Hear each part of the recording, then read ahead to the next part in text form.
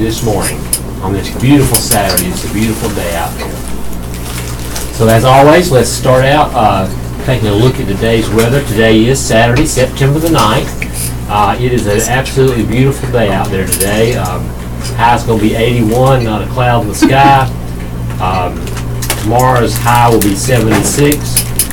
There may be some possible, it looks like the Irma's going to turn and miss us, but there are still some lingering possibilities that we could have some rain, maybe a little wind out of that on Monday and Tuesday. Highs in the low 70s on Monday, maybe around 80 on Tuesday, and then clear and sunny again on Wednesday. So we need to continue to watch that storm. It does look like it's taking a turn away from us, and we will not have a lot of impact, but those storms can be unpredictable. You never know, so we need to continue watching that.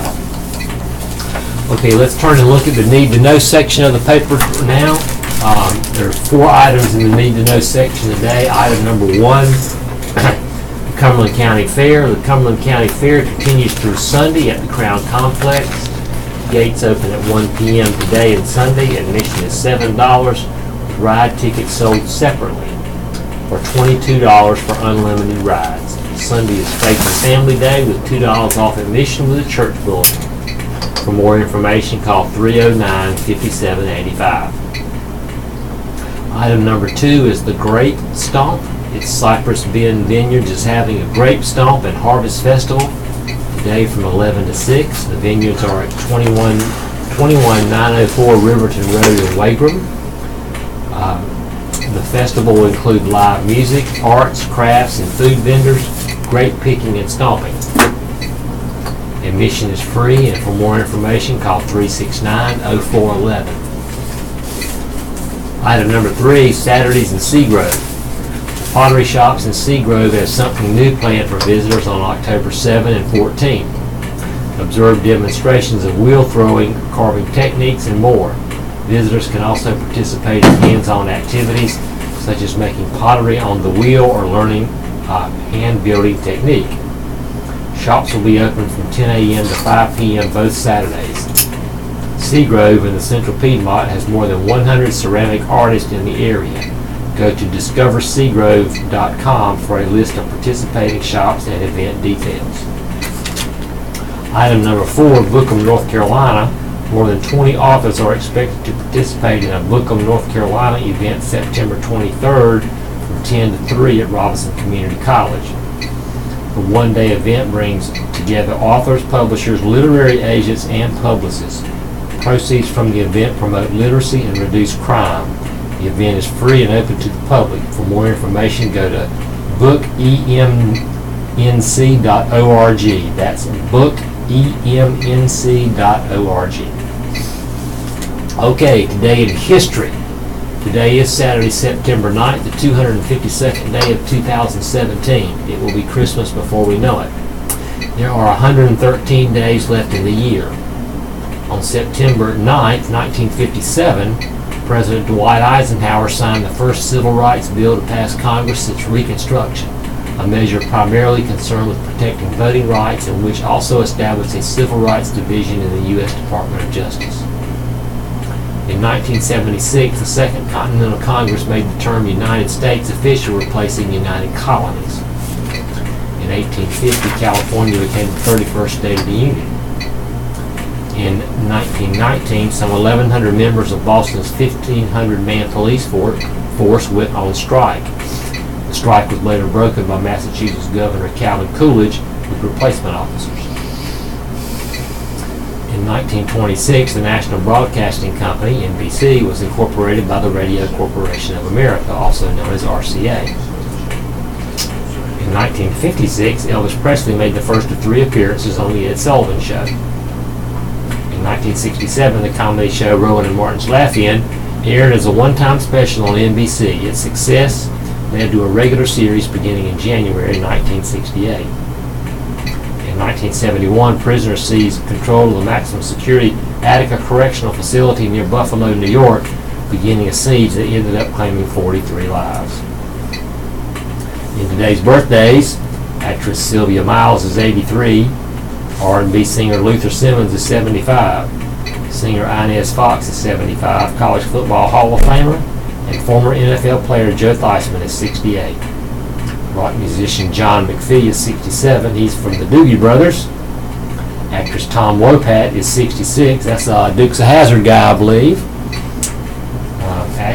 Actress Angela Cartwright is 65.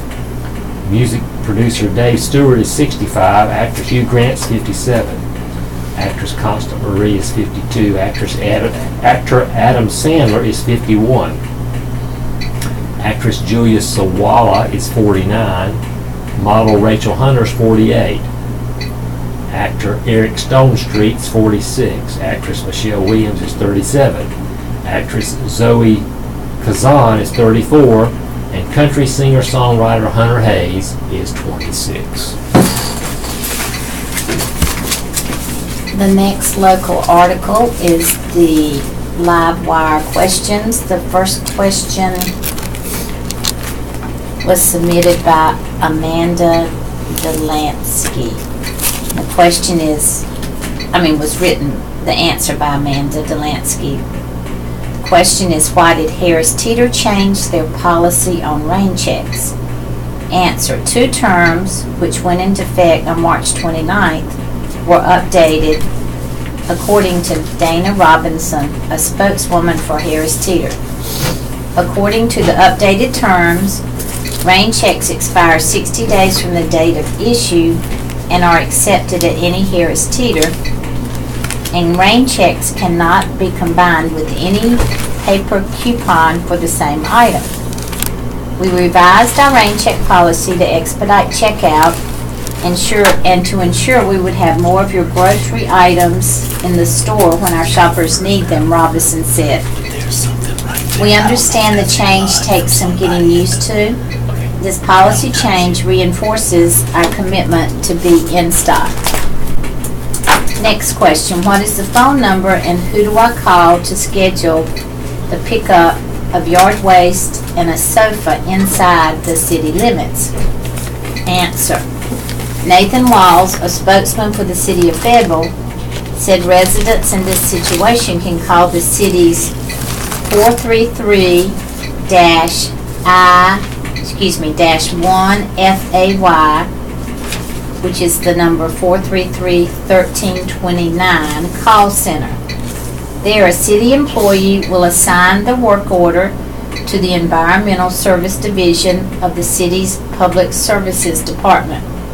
They will provide any instructions needed for the pickup, as well as any restrictions they have, Walls said. The next article is the Public Safety Report for today in Cumberland County. Emmanuel Jones, 31, of the 300 block of Person Street, was charged with common law robbery. Bail was set at $25,000. Jonathan Keith Jones, 40, of the 100 block of Salem Drive, was charged with larceny, possessing stolen property, and obtaining property by false pretense. Bail was set at $10,000. Christopher Lee Rowley, 45, of Glenwood Drive, was charged Friday possessing a controlled substance, maintaining a drug vehicle, and possessing a controlled substance with intent to manufacture, sell, or deliver. Bail was set at $3,500. Jeremy Jerome Clark, age 54, of Kershaw Loop, was charged Friday with continuing criminal enterprise by trafficking in heroin. Bail was set at $50,000. Malik Derek Nelson, 17, of the 6500 block of Portsmouth Drive, was charged with 2 counts each of obtaining property by false pretense, 1 count of misdemeanor resisting arrest. He was released to the custody of a parent or guardian. And on Wilder Drive on the 400 block, a reported break-in Thursday, a television was taken, and 2 vehicle break-ins, one in the 400 block of Jamestown Avenue at 7:19 p.m. Thursday, wallet, gun magazine, and ammunition and money taken. And on Milford Road, 3 vehicles on the 6400 block at 8:39 a.m. Thursday, purses and contents, including financial transaction cards, sunglasses, money, military identification taken. And in the city of Clinton, in the region, on the 400 block of Union School Road at 7:25 p.m. Thursday, 2 muzzle loading rifles and a .22 caliber rifle were taken. And yesterday, there's a report that a wreck shut down the northbound lanes of Interstate 95 in Cumberland County, north of Fayetteville, a Department of Transportation advisory said. The wreck happened about 3:30 p.m. near exit 61 for Wade Stedman Road, the advisory said. Drivers were diverted off I-95 at exit 55 for Murphy Road and directed to US 301 North. They re-entered the highway via NC 82 near Harnett County. The lanes were expected to reopen by 7:30 p.m., the advisory said. No additional information was immediately available. Traffic in the northbound lanes was exceptionally heavy Friday because of people evacuating from the path of Hurricane Irma, the Highway Patrol said. Multiple wrecks were reported on the highway throughout the day. Okay, let's look at a couple articles now related to Hurricane Irma. Kind of keep us up to date on all of that. Local soldiers and airmen continued to prepare for the potential arrival of Hurricane Irma.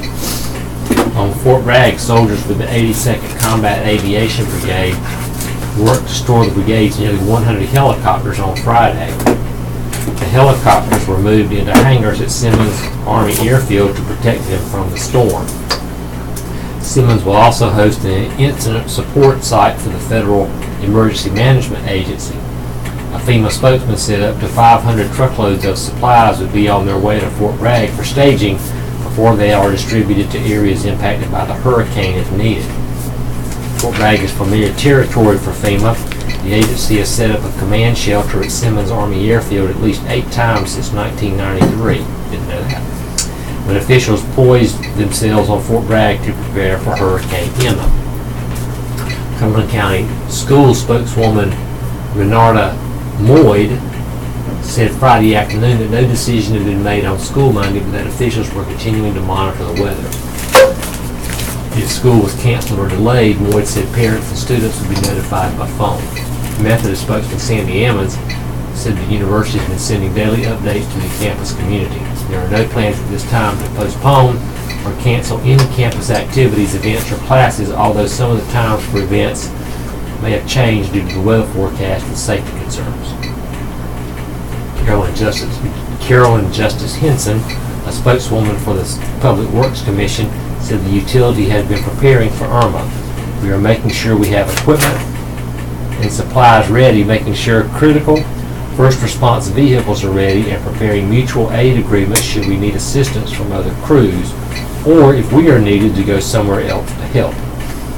Area businesses were also preparing for whatever the storm brings. John Allen, owner and operator of Allen Tree, said he was dealing with a plethora of calls regarding tree removal. A lot of people procrastinate, and at the last minute they're wanting to get this dead tree out real fast, Allen said.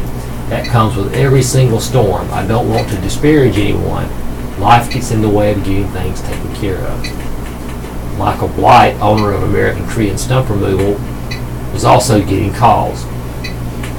Typically, it's all the people that have dead trees for 2 years and now they're wondering if we can come and remove it. We stay a month backed up with normal scheduled work. Of course, emergency work takes priority, but the biggest priority are my loyal, regular customers. Although they are hundreds of miles away from the worst-hit areas in Florida, area motels are feeling the effects of Hurricane Irma. Shelley Ingram, controller of the Holiday Inn on Cedar Creek Road, said the motel was heavily booked for this time of year. Ingram said Friday the 198-room motel had only 26 open rooms for Saturday and just 8 for Tuesday. That is extremely uncommon for a Tuesday, she said. We're not worried about us. We're here to serve the people. We're here to help. Econo Lodge front desk clerk Dog Jarka said motel workers have been hearing stories from guests who fled Florida ahead of the hurricane. They're saying that the drive times are unbelievable. What should be 6 to 8 hours is anywhere from 12 to 16 hours because of the evacuations. Wow. In a related article, North Carolina schools and businesses prepare for storm's possible effects. This is written by Roger Mullen. At the Econo Lodge on Cedar Creek Road Friday, front desk clerk Dog Jarka was taking both reservations and cancellations. The reservations came from people heading north as they fled Hurricane Irma's devastating effects in Florida. Cancellations came from people who had been planning to travel south. My phone hasn't stopped ringing, actually, she said. In the Fayetteville area, businesses and schools prepared for the possible effects of the hurricane, even as experts said the danger to the area has decreased. Brandon Vincent, a meteorologist with the National Weather Service in Raleigh, said the huge storm seemed to have taken a westward turn. Now it looks like it's going to track straight up the Florida peninsula. If that's the case, then it'll track through Georgia and into Tennessee. If it's over land over the Florida peninsula instead of over water, it'll weaken much quicker. Locally, Vincent said most of the storm's impact should be felt late Monday or early Tuesday, but he said rainfall totals should be closer to 1 to 2 inches than the 3 to 5 inches previously projected. Wind strength should be less, Vincent said, although it could approach 45 miles per hour, enough to down some trees and cause some power outages. We'll still see noticeably breezy northeast to easterly winds Monday afternoon to Monday night, Vincent said, with breezes picking up Sunday night. Bottom line, the impact appears reduced at this time. Even so, area folks were taking no chances with the hurricane, which reached Category 5 at its most severe. Spokesman of Cumberland County Schools, Fayetteville State University, and Methodist University said they were monitoring the situation. FEMA uses such sites to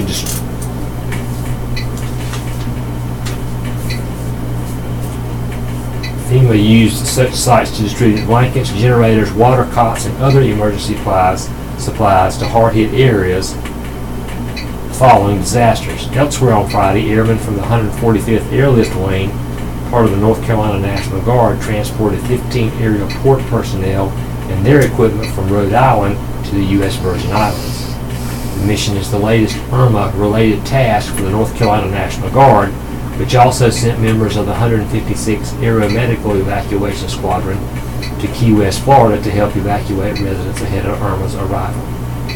Earlier this week, National Guard officials said the state has put its entire National Guard force of 12,000 soldiers and airmen on standby to respond to Hurricane Irma if needed. Well, let's take a turn now and look at Bill Kirby's column for today. He asked the question, on edge? You bet this community is, what with Hurricane Irma lurking and taking aim at Florida and perhaps Fayetteville. Cape Fear Valley Blood Donor Center is uptight too and says it is in dire need of blood donations as a result of Hurricane Harvey that 2 weeks ago devastated Texas, most notably Houston and its suburbs. You might be wondering just what Texas has to do with this community. The catastrophic hurricane has disrupted national blood supply lines which have been redirected to the blood-ravaged state of Texas. Donnie Byers sends a news relief on behalf of the Cape Fear Valley Blood Donor Center. The Blood Donor Center relies on national blood bank suppliers when local donations don't meet needs. The Texas disaster is preventing any local purchase of blood, however. The center is anticipating the local shortage to get worse, the release says, and is asking for volunteers to donate blood and platelets. All blood types are needed, and especially O, because that blood type already was low. Unlike the American Red Cross, our blood donors support the patients of Cape Fear Valley Health, says April Marishak, director of the center. The governor has declared a state of emergency, and our role in that is being prepared to take care of our patients. We need our community blood donations to be able to do that. Lindsey Graham, a spokesman with the center, says eligible O negative donors have been contacted via Facebook and email blast. Less than 7% of the population in America is type O negative, so the pool of donors is already small. There are several reasons why we were short on type O negative, other than the small population of donors. Type O negative is the universal donor. That means that it can be transfused to anybody with any blood type.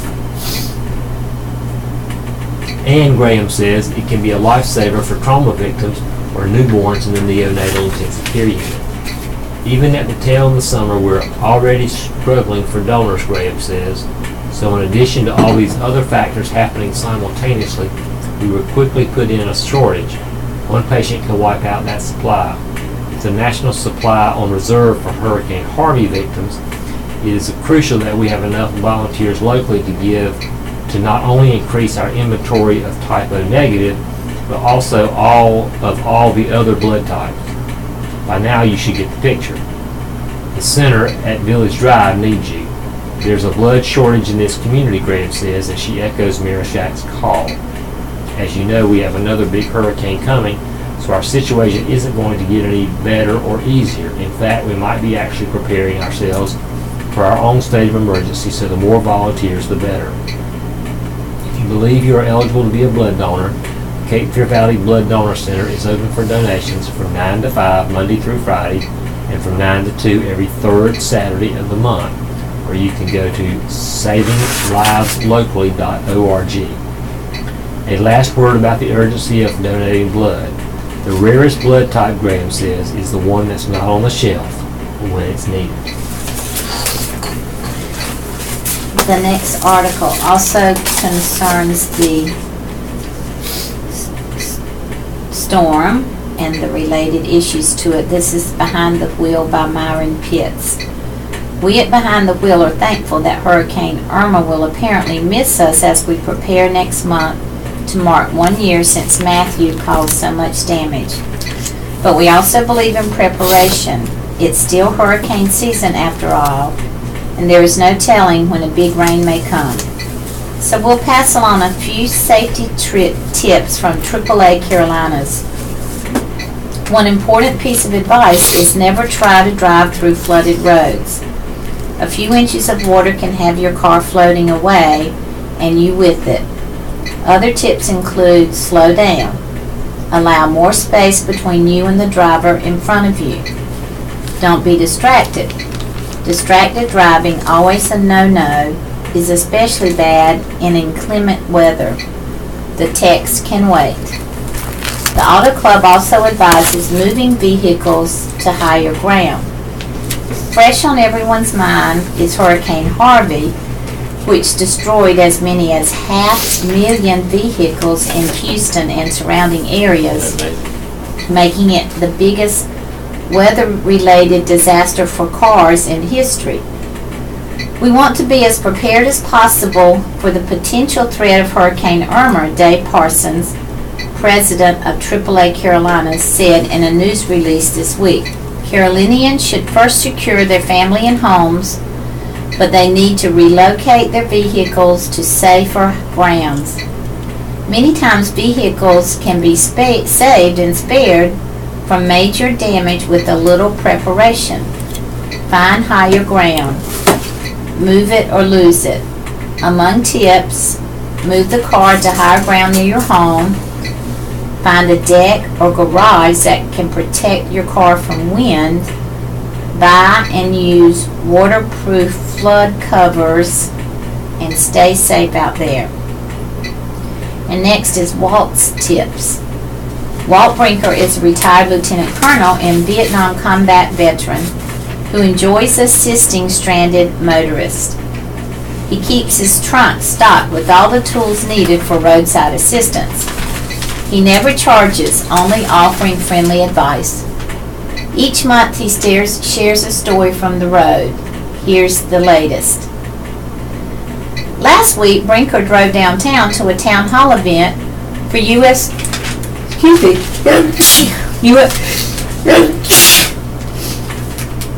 Representative Robert Pittenger. When he arrived, he reached over to pick up something from the passenger side floorboard. Then I opened the car door, activated its lock, with the armrest button, got out of the car, and closed the door, he says. He took a few steps and checked for his car key in his pocket. It wasn't there. He returned to the car and saw his ignition key on the driver's seat, and all of the doors were locked. He got down on his right side and found the door key he stashes in a magnetic key box under the car. He unlocked the door manually and retrieved his ignition key. When he returned home, he placed the spare key back in the box and put it under the car for next time, he says. A magnetic box for a spare key is something Brinker strongly advocates. He says people usually lock their keys in their car when they're distracted or change their routine in some way. Some people tell him they have OnStar and they can call and get the car unlocked. He says that would have worked in his case if he had not also locked his phone in the car.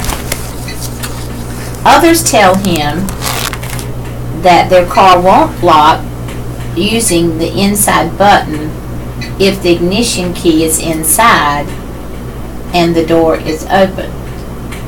They are the fortunate ones, he said.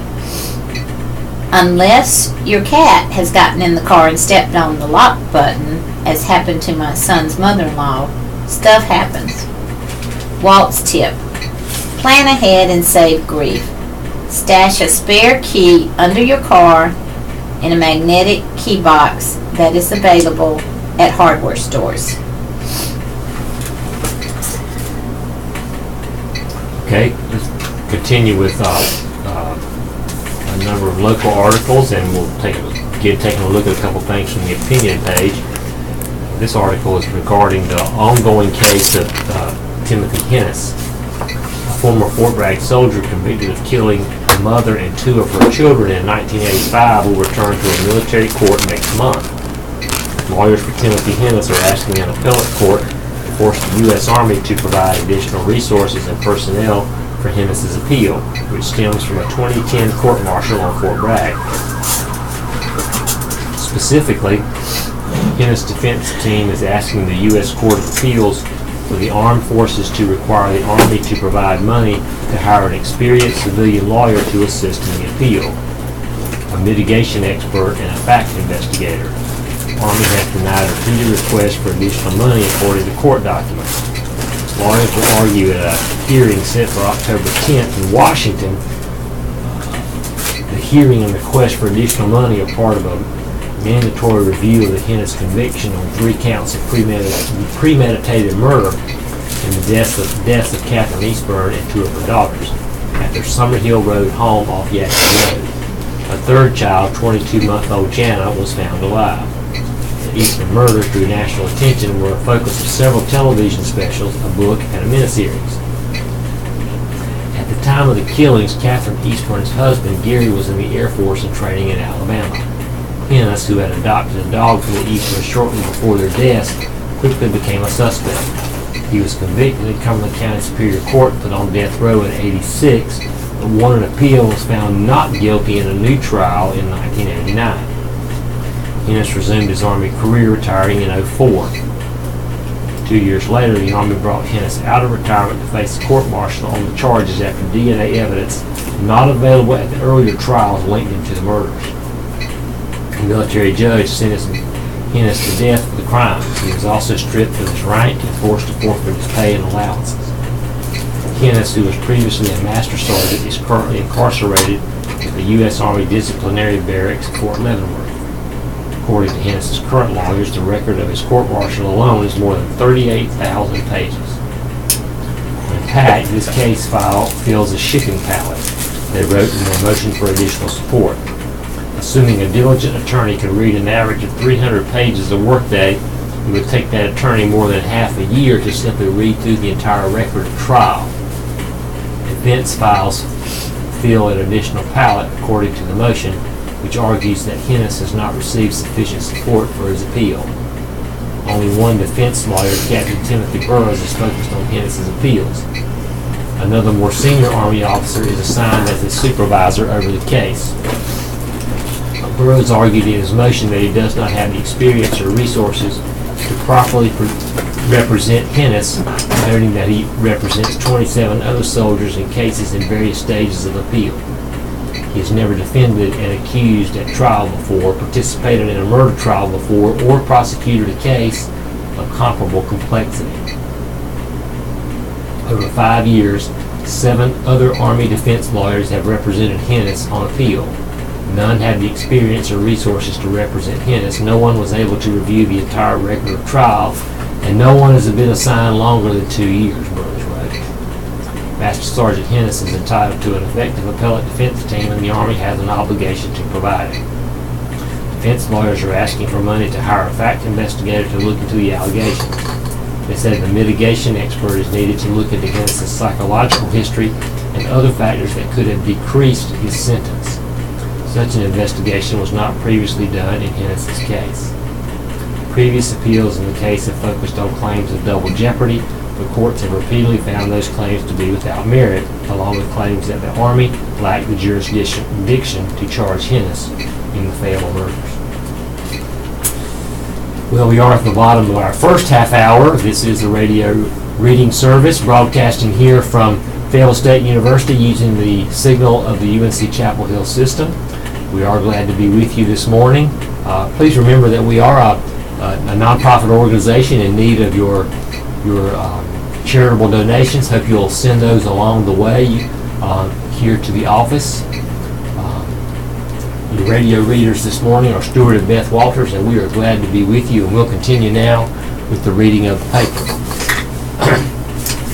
Next article comes out of Chapel Hill, Civil Rights Center at the University of North Carolina that helps the poor and disenfranchised and no longer litigate cases, a move that supporters say jeopardizes the center's future. The policy-making board of the UNC system voted overwhelmingly Friday to ban litigation by the UNC Center for Civil Rights, which handles issues such as school desegregation and environmental justice.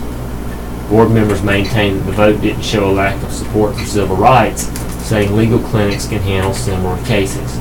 This is not a vote one way or the other on the UNC School of Law or the Civil Rights Center. It's about a particular aspect of the Civil Rights Center work, Board Chairman Lou Bissett said. Center supporters disagreed, and protesters outside chanted phrases such as, "If we don't get no justice, then you don't get no peace." Their chants could be heard through parts of the meeting.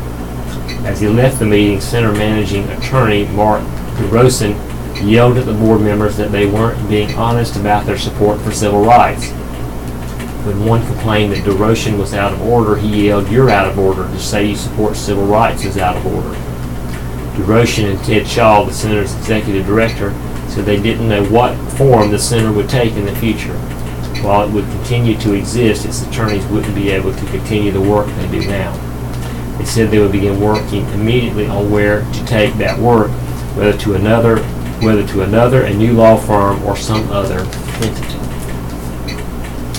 Well, let's take a look at the merit and demerits, as is customary, from the Fayetteville Observer's editorial page. First is a merit for the way our leaders at every level have taken the approach of Hurricane Irma seriously. Granted, the storm is a monster, well ensconced in Category 5, the most powerful designation a hurricane can earn. And Irma ranks high among the all-time bad ones, so it was good to see Mayor Nat Robertson send out a video message to Fayetteville early this week urging people to begin preparing for the storm. No harm in buying extra water and non-perishable food early just in case. And having taken a trip to Walmart yesterday, they took him at hard. Shelves were cleared. It won't go to waste. And Governor Roy Cooper declared a state of emergency days before the storm was expected, just to make sure all the emergency response measures could be in place well in advance. Local first responders across the state were going over their checklist and getting their equipment ready. Given what we've seen recently, that's a wise plan. Houston and parts of coastal Texas will be years rebuilding from Hurricane Harvey's flood damage. And closer to home, we still can see the effects of Hurricane Matthew's flooding from nearly a year ago. There will be several more years before this region has erased Matthew's mess. At some point, we need to have a serious national conversation about what's happening. We don't need an entire climate change debate because storms like Harvey are stronger for a reason. Air and especially water temperatures are well above normal, and that's what it takes to strengthen hurricanes and add moisture content that leads to flooding like we've never seen before. Coping with these changes is going to be difficult and expensive, but we've got better ways to cope. Meanwhile, we're keeping an eye on Irma's track and hoping we luck out. As of Friday's course predictions, it appears we'll just have a couple of rainy days early next week. We'll award double merits for that. In a demerit for the Cumberland County Schools' overreaction to a uniform complaint about Fayetteville's namesake, the Marquis de Lafayette. Lafayette was going to be the mascot for an effort by local environmental groups, Sustainable Sandhills, to teach school children the best ways to empty their cafeteria trash so it would take up less landfill space. But interim school superintendent Tim Kinlaw got some complaints from people who said Lafayette owned slaves, and so he canceled a ribbon-cutting ceremony for the project.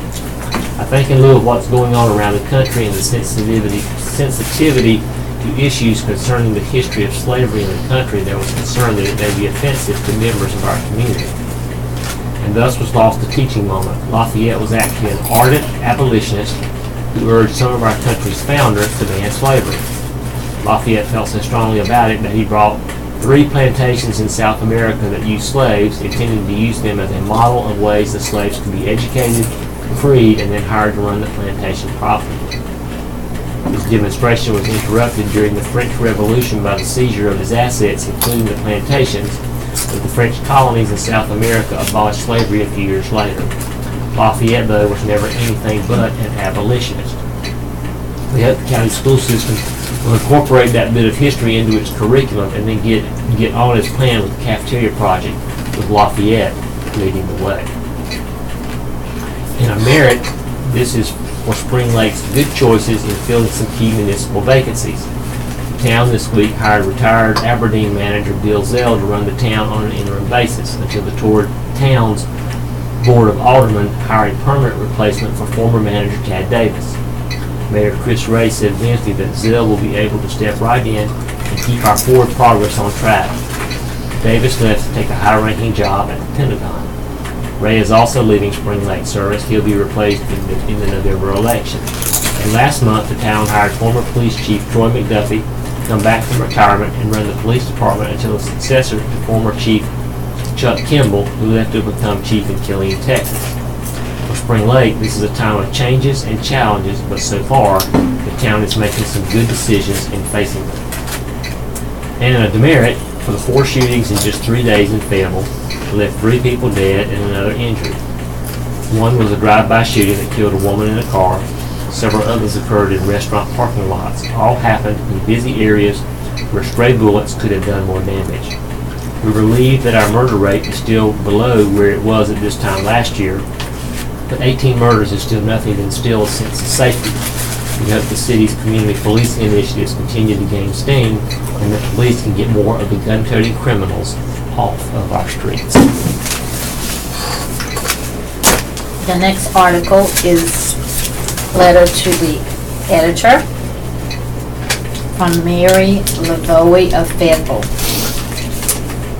I'm incredulous that Councilman Bill Christ wants a committee to review Fayetteville's Unified Development Ordinance, UDO. A few short years ago, a committee of citizens volunteered their time in the evenings to write this document. The purpose was to ensure that with continued growth, our city would be safe, attractive, and a pleasant place to live, in which to live. After the document was written, the Planning Commission, of which I was a member, also volunteered our time to review the documents and suggest changes. The document was then approved by the City Council. That's 3 boards that approved the document. Ever since then, developers made every effort to change the regulations. The regulations were approved for the good of the city, not for the good of special interest. There is no reason to change this approved document at this time, especially with the city growing so fast and in danger of losing its unique character. And another local article by Drew Brooks, the military editor. The air crews of the 43rd Bombardment Group never had the best equipment.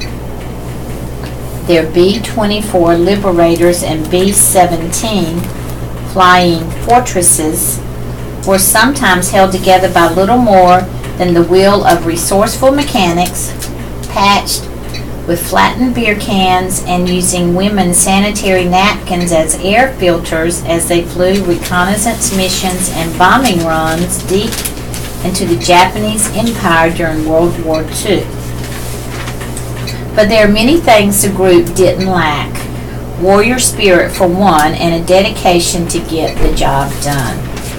That legacy is what really matters, said Colonel Kelly Holbert, commander of the modern-day 43rd Air Mobility Operations Group, the successor to the 43rd Bombardment Group of the Second World War. Holbert and other 43rd Group leaders introduced the unit's battle-hardened past to a new generation of airmen Friday as they hosted a reunion of the 43rd Bomb Group Association. The modern-day unit no longer drops bombs on enemies. Instead, its airmen are tasked with helping U.S. troops, including the 82nd Airborne Division and Special Operations Forces, and they deploy on short notice from Fort Bragg. 6 World War II veterans belonging to the association were on hand as the 43rd Group unveiled a new monument honoring airmen who were held as prisoners of war or deemed missing in action.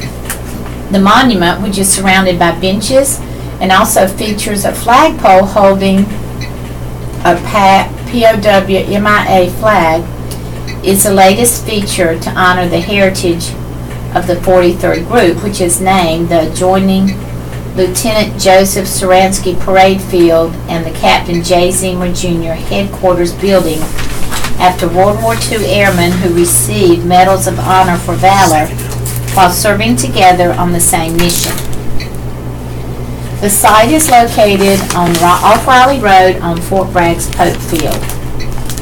Holbert said it was important for today's young airmen to realize they are part of a legacy that includes heroes from the past and present. The key is tying our legacy together, the commander said.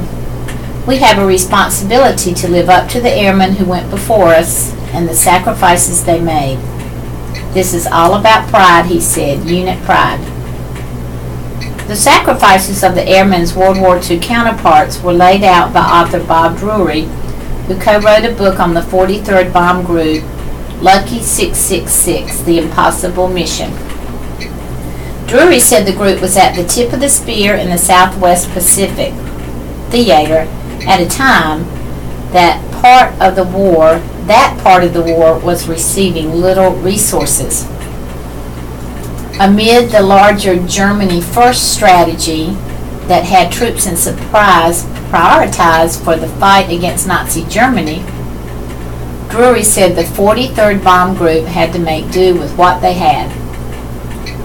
That meant pilots often pulled double duty as mechanics, and the planes themselves had to be fixed by whatever necessary means because no new planes would replace them. Drury said the 43rd Bomb Group deployed with a 3-pronged mission to hold Australia, interdict enemy shipping when possible, and bomb enemy bases when possible. It was largely a defensive fight, he said, but the airmen of the 43 Bomb Group, then part of the U.S. Army Air Forces, wouldn't settle for plain defense.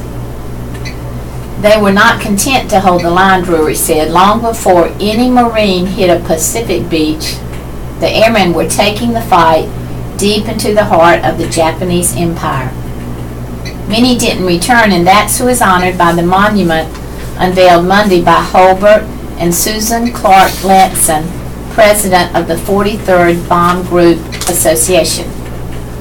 The airmen who crewed planes with names like Reckless Mountain Boys, the Texas Six, Taxpayer's Pride, Naughty But Nice, and Georgia Peach were honored in a separate ceremony in the Pope Heritage Room. I promise you that we're living up to your legacy of valor, Holbert told the veterans who had traveled to Fayetteville for the events. We're not going to forget you. Holbert said he was especially proud to be honor one of the veterans, Elmer Roy. Roy, who had traveled from Illinois for the reunion, was a ground crew mechanic in World War II, but had never received his medals from the war. In a surprise addition to the ceremony, Holbert presented Roy with the World War II Victory Medal, Asiatic Pacific Campaign Medal, and the Army Presidential Unit Citation. It was an absolute honor, Holbert said, something I'm never going to forget. But Roy said being among his fellow veterans and modern airmen was much more special than a handful of medals. Roy joined the Army weeks after his high school graduation. With two brothers already in the war, he could have stayed home but decided to go to war instead. It was my duty to go. I could have stayed home, but I wouldn't have it any other way. Let's look at another editorial. This is written by Michael Gerson, who is a regular columnist for the Washington Post, and it's about what's going on in relation to the DREAM Act this week in Washington.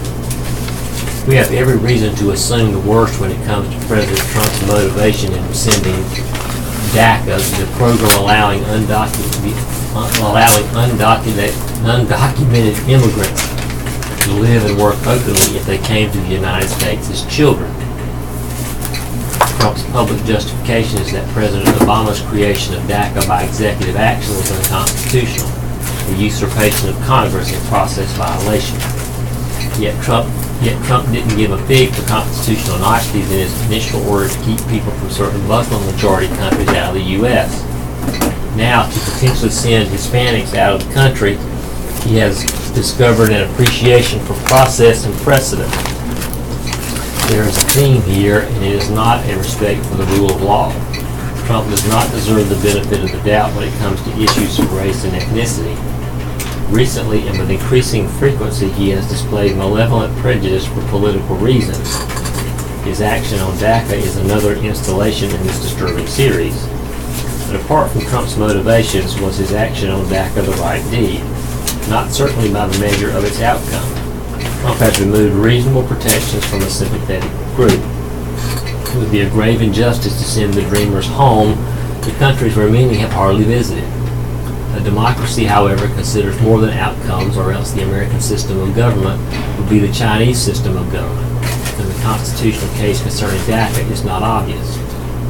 The legal matter at issue: does the executive branch have enough discretion and authority to interpret immigration laws in the manner set out by Obama, essentially as a new pseudo-program that grants benefits to a group that Congress did not mark out for benefits? The courts have granted broad discretion to immigration officials in determining who to deport and who not to deport. The fact that the law is not applied equally in every case does not invalidate the just application of the law in any case. But the further question is, can that discretion be applied to an entire class of undocumented people who are then granted a package of benefits? For most of his presidency, Obama maintained that creating such a program by executive action would be improper overreach. In 2012, out of frustration with congressional inaction, he changed course and created DACA. At the time, Obama frankly admitted that this was a substitute for legislation, a measure taken in the absence of any immigration action for Congress. There is little question that the president can prioritize immigration enforcement in a variety of ways. This is the manner in which the law was generally enforced before DACA, and in which it could still be enforced without DACA. At some point, however, the systematic organization of this discretion into a new legal status, bringing a series of public benefits, becomes the equivalent of legislating. And the courts might focus particular scrutiny on forms of executive action that Congress could have legislated but didn't. Given the more conservative composition of the Supreme Court, it is likely that DACA would have been struck down. Whatever the merits of the constitutional case on DACA, the Dreamers should now be protected by law. For the last few decades, Congress has pliantly surrendered a number of roles, particularly on social policy and national security, to the courts and the President. A shortage of institutional ambition is a problem that America's founders did not even contemplate. This is an opportunity for Congress to reclaim its proper constitutional role. This is also a debate on which compromise is particularly ripe. The obvious deal, stronger border enforcement for a new version of DACA. If Republicans can't accept such a deal, they have at heart a severely limited political future in an increasingly diverse country. If Democrats can't accept such a deal, their rhetoric is on the Dreamers is empty. On this issue, compromise is now the evidence of compassion. And let's take a look at some editorial commentary from around the state in various newspapers. This one comes from the News and Observer. The News and Observer of Raleigh on if North Carolina will learn any lessons from Hurricane Harvey. The tragic flooding of Hurricane Harvey in Houston has communities all over the United States study their own flood plans, and that's one, perhaps the only positive outcome of this horrendous event. In Raleigh, the floodplain administrator, Ben Brown, is among those studying what happened in Houston to see if more regulation is needed and what can be learned from Houston's experience. It could be a once-in-a-lifetime event, he said, what's happening in Houston right now. 50 inches of rain in 24 hours or so, that's very scary. As a News and Observer report noted, Raleigh's a much different place than Houston, more hilly, and the city has good rules on land use. But beyond that, Raleigh officials know where the potential trouble spots are and have worked with federal emergency officials to learn what to do in an emergency.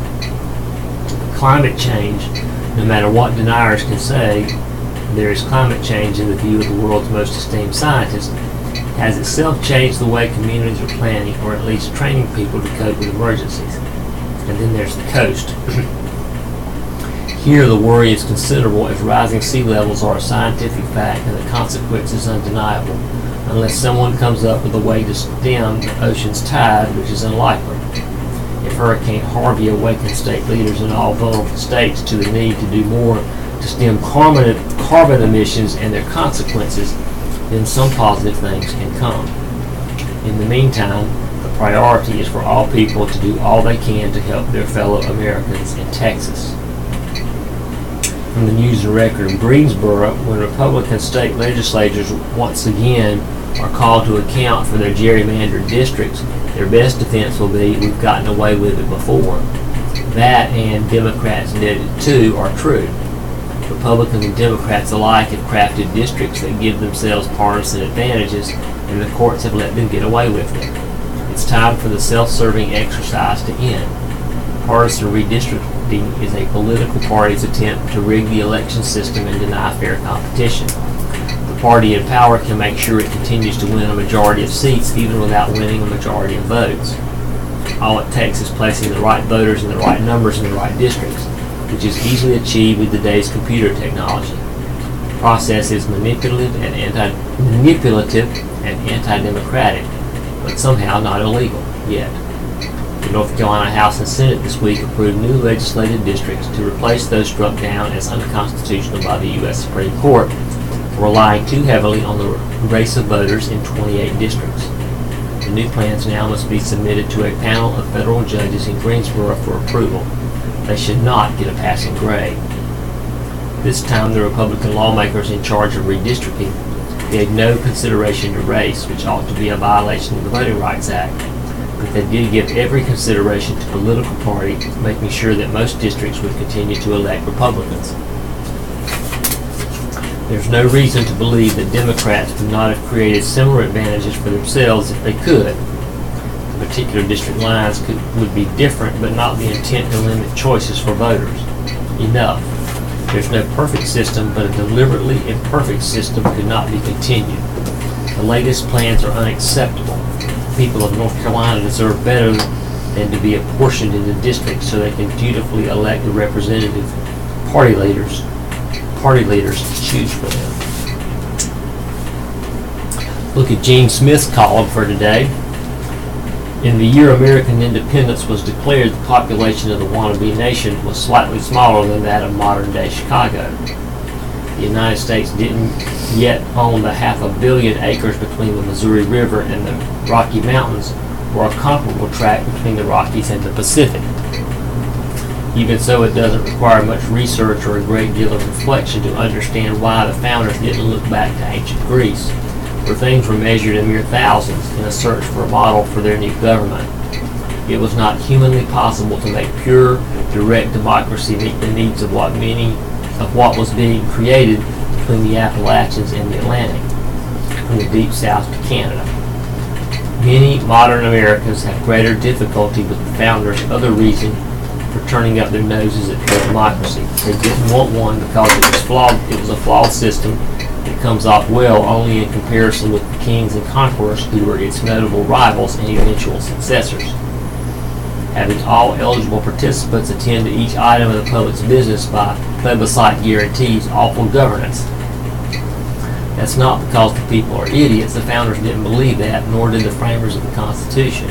But for any number of perfectly legitimate reasons, most people are too busy to immerse themselves in statecraft, and relatively few have the training and skill to manage national or even global financial matters, or institutional matters more complex than their own business.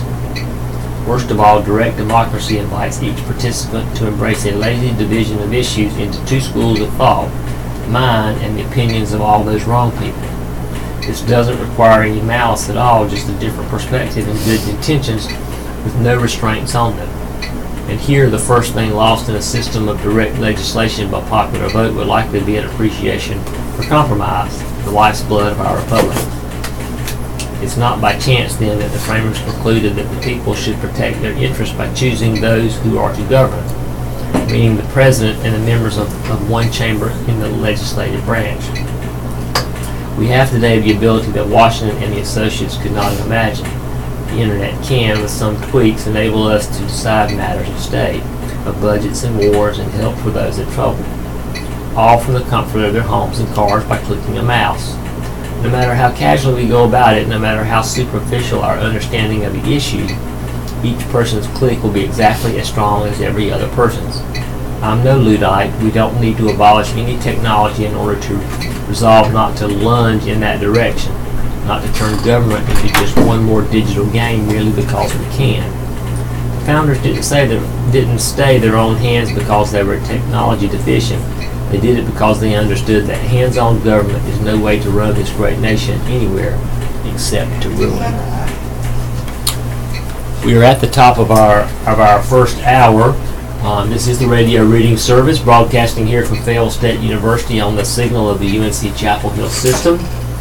We are a nonprofit agency and encourage you to give and support us by sending your donations here to the office.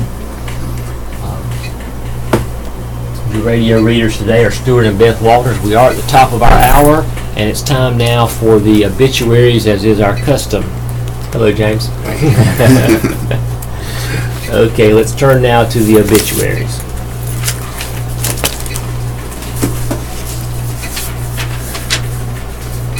First, let's look at the late death notices. Deborah Louise Deb Fleming, 59 of Apex, Journey and Warren. Kevin Brown, 40 of Fayetteville Herring Funeral Care and Cremations. Mac Clifford Blue, 77, Fayetteville Unity Funeral Services of Fayetteville. And Tia Hewitt, 35, of Fayetteville Colvin Funeral Home. And from the Cape Fear region, Mary Patricia Lewis, 86, of Ashboro Lloyd Mortuary. And Mildred McDougall, 65, of Rayford Dewey Funeral Home. And for the obituaries, there's not that many today. Mr. Frank Bordeaux, 77, of Fayetteville, passed away Wednesday, September 6th. A memorial service will be held at 3 p.m. Sunday, September 10th, at Rogers and Breese Funeral Home Chapel. family will receive friends immediately following the service. Colonel Charles Brookman, retired 90, of Fayetteville, passed peacefully, surrounded by family and friends, on August 31st. Services will be held at Hay Mountain United Methodist Church on September 11th. That's Monday at 11 a.m. Francis Lucas Jackson, 84, of Irwin, died Thursday, September 7th. As a graveside Saturday, 2 p.m., Irwin Memorial Park. That's Skinner and Smith Funeral Home. Paul Ramsden, 71, of Elizabethtown, died Wednesday, September 6th. His memorial is today at 5 p.m. at Blade and Gaskins Funeral Home. Visitation at the funeral home from 4 to 5. Robert Smith, 70, of Anchorage, Alaska, died Tuesday, September 5th. Memorial is Saturday at 1 p.m. Laurel Hill First Baptist Church. And that's Robinson, and the burial is in Robinson Memorial Cemetery, McFadder Funeral Home. Billy Botello, U.S. Army retired Sergeant First Class, who was 84, died Thursday, September 7th. The funeral service will be held on Saturday, September 9th, today, at 1 p.m. at First Baptist Church in Fayetteville. The burial will follow in Lafayette Memorial Park on Ramsey Street. The family will receive friends at the church in the Memorial Lounge today from 11:30 to 1, and that's at Journey the Warren Funeral Home. Michael J. Britt of Fayetteville passed away Sunday, September 3rd. He was 31. The funeral service will be held at 2:30 Sunday, tomorrow, at Pinecrest Funeral and Cremation Services of Hope Mills. The burial will follow at Fayetteville Memorial Cemetery. The family will receive friends at 1 hour prior to the service at the funeral home. Philip Gregory Shepard, 57, of Laurinburg, died Thursday, September 7th. His memorial is Saturday at 5 p.m. at Richard Bowles Funeral Service Chapel. Visitation is prior to the service at the funeral home, Saturday from 3 to 5. The burial is a private interment at a later date. That's Richard Bowles Funeral Home.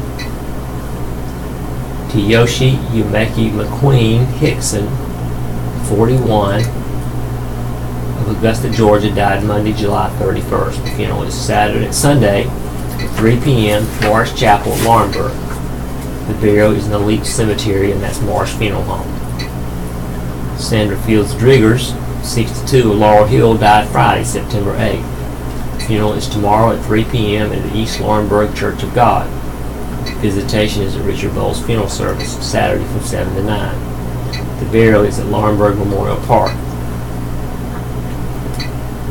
Kenneth Lee Mooney, 55, of Dunn, died Monday, September 4th. His memorial is Monday at 11 a.m. in the Dafford Funeral Home Chapel in Dunn. Gloria Patricia Blue of Rayford died Sunday, September 3rd. Her memorial is Saturday at 11 a.m. Leech Springs Missionary Baptist Church, and that's W Funeral Home. Bobby Vernon Lee of Whiteville died Thursday, August 31st. His graveside is Saturday at 2 p.m. at the Flynn Cemetery, and that's Peacock Funeral Home. Mia Hensley Smith, an infant, of Eastover, died Wednesday. A private memorial service will be held at Rogers and Bruce Funeral Home. Wow. And lastly, Sergeant Kyle Stephen Fish, 27, of Fayetteville, died Thursday, August 31st. The funeral is Saturday at 7 p.m. at Lafayette Funeral Home, with visitation from 6 to 7 p.m., and that's Lafayette Funeral Home. The next article is a local event that's been rescheduled. A 9/11 observance ceremony that had been planned for Monday has been rescheduled, and another was canceled because of the potential for bad weather. Fayetteville Tech Community College will have its observance ceremony on Wednesday at 9 a.m. at the gazebo near the Tony Rand Student Center on campus, 2201 Hull Road. The guest speaker is Lieutenant Colonel Jeffrey Munn, Commander of 1st Battalion, 319th Airborne Field Artillery Regiment. The event is free and open to the public. Spring Lake officials canceled their event, saying they wanted public safety officials and town staff to have time to prepare for any bad weather the area may see related to Hurricane Irma. Another local article, an Eastover woman waited 7 days before checking the numbers on her Cash 5 lottery ticket her husband bought at the Lucky 7 truck stop on Wade Stedman Road in Wade. The ticket, drawn September 1st, stayed on her bedroom dresser until Thursday when she looked at it while waiting for her grandson to get off the school bus, according to a release from the NC Education Lottery. She looked and realized she was the winner of $120,315. At first, I thought my husband was playing a trick on me, McDonald said. I thought he had someone make up a fake ticket. It wasn't. McDonald picked up her winnings today in Raleigh. After taking out state and federal taxes, she wound up with $83,620. She plans to use part of the winnings to help pay for her husband's new zero-turn lawnmower, the release said. And another sad article this morning from the police that 2 people were found dead in the Scott Mills subdivision, in a home in the Scott Mills subdivision on Friday. Sergeant Sean Strapay, a Fayetteville police spokeswoman, said officers were called to a home on the 1900 block of Yellow Brick Road at 6:58 p.m. on a report of a domestic disturbance involving gunshots and found 2 people dead. A child and another person were inside the home at the time of the shooting but were not injured. The incident is under investigation, Strapay said. And an article out of Rayford, 2 Rayford men have been charged in the May 24th shooting death of a Fayetteville man, the Hoke County Sheriff's Office said Friday. DeVore Roland Hodges Jr., 18, and Devontae McDuffie, 17, were charged with first-degree murder and fellow conspiracy, the news release said. Chavez Christian Locklear, 20, of the 1900 block of Brawley Avenue, was found in the driver's seat of his vehicle with a gunshot wound to upper body in the area of Mockingbird Hill Road and Heron Drive about 9:40 p.m. on May 24th, the release said. He was transferred to Cape Fear Valley Medical Center, where he died May 25th. Hodges of the 100 block of Meadowwood Drive had joined the Army and was found in Fort Jackson, South Carolina, where he was arrested Thursday, the release said. McDuffie of the 1800 block of O'Bannon Drive was arrested Tuesday at Hoke High School, the release said. Both are being held at the Hoke County Detention Center without bail. The investigation shows that drugs may have been involved, Sheriff Hubert Peterkin said. The investigation is ongoing. Okay, let's read Dr. Graham's column for today. The question is, how much do we have to clean up our lives before God will accept us? I know I need God's forgiveness, but I also know I need to clean up my life before I ask Him to forgive me. I know He won't accept me the way I am. Dr. Graham writes, how do you know God won't accept you just as you are? The answer is you don't. In fact, although it may startle you, God doesn't wait until we clean up our lives before He lets us come to Him. He accepts us just as we are. You see, God doesn't act toward us the way we often act towards each other. God loves us with an everlasting love, and all He requires is that we turn to Him in repentance and faith and put our trust in Jesus for our salvation. Jesus Christ was without sin, but when He was put to death on the cross, All of our sins, not part of them, but all of them, were transferred to him, and he died in our place. In Christ, the Bible says we have redemption through his blood, the forgiveness of sins. That's Ephesians 1:7. Do you remember the two criminals who were crucified with Jesus? One scorned Jesus and refused to believe in him, but the other reached out in faith. And Jesus promised that his sins were forgiven and he would be with him in heaven. That's Luke 23:39 through 43. That second criminal couldn't clean up his life. All he could do was confess his need for God's forgiveness and put his trust in Jesus.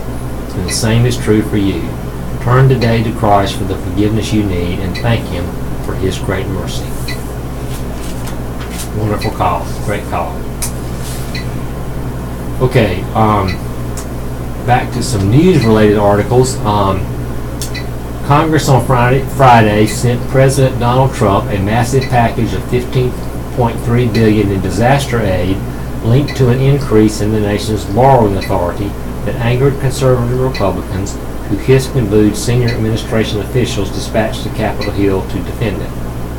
The House voted 316 to 90 for the measure that would refill depleted emergency accounts as Florida braces for the impact of Hurricane Irma and Texas picks up the pieces after the devastation of the Harvey storm. All 90 votes in opposition were cast by Republicans, many of whom seethed after Trump cut the disaster and debt deal with Democrats with no offsetting budget cuts. You can't just keep borrowing money. We're going to be $22 trillion in debt, said Representative Jeff Duncan of South Carolina. Amen. The aid measure is just the first installment in government spending that could rival or exceed the $110 billion federal response after Hurricane Katrina. Though future aid packages may be more difficult to pass, the legislation also funds the government through December 8th. In a closed-door meeting before the vote, more than a dozen Republicans stood up and complained about Trump cutting a deal with Democratic leaders Chuck Schumer and Nancy Pelosi instead of GOP leaders trying to deliver on the president's agenda.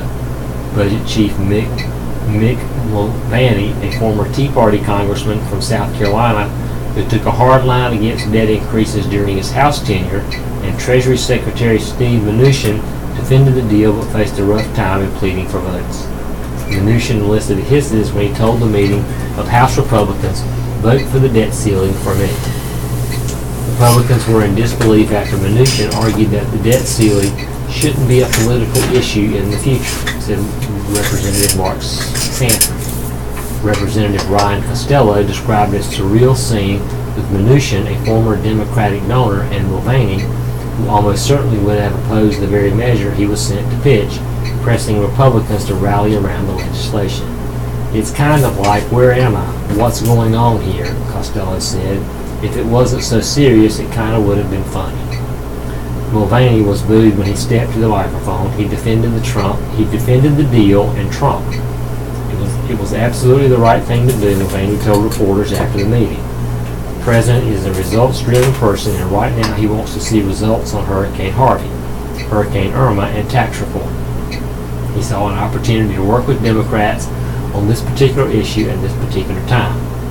But Mulvaney further upset Republicans when he wouldn't promise spending cuts as part of a future debt limit vote. Trump on Wednesday had cut a deal with Senator Schumer and Representative Pelosi to increase the debt limit for 3 months, rather than the long-term approach preferred by the GOP leaders that would have resolved the issue through next year's midterms. Conservatives disliked both options. Voting on the debt limit is politically toxic for Republicans, and the deal will make the GOP vote twice ahead of next year's midterm elections. Fiscal conservatives have clamored for deep cuts in spending in exchange for any increase in the government's borrowing authority. The storm relief measure had widespread support, but the linkage with the debt ceiling left many Republicans frustrated. Are we doing anything on fiscal sanity? No, said Tea Party Representative Dave Bratt of Virginia. And so Mitt came over today, the Treasury Secretary came over today, and we said, do you have a plan for fiscal sanity going forward? No. Crickets. So that's the frustration. Democratic votes are invariably needed to increase the debt limit and avert a potential market-quaking default on government obligations, and Schumer and Pelosi successfully pressed to waive the debt limit through December 8th. Democrats are cautious about working with Trump but hold out hope for legislation on the budget, health care, and shielding young immigrants brought to this country illegally from deportation. Moderate GOP Representative Peter King said he's been encouraging Trump to find ways to work with Democrats. King was at a Thursday meeting in the White House with lawmakers when the president asked him, "How did I feel the bipartisan deal was going? Did I think it was good?" I said, "Absolutely, we need more of it." I said, "You and Chuck, the two of you in the room, we can make some good deals." This next article comes out of Chapel Hill.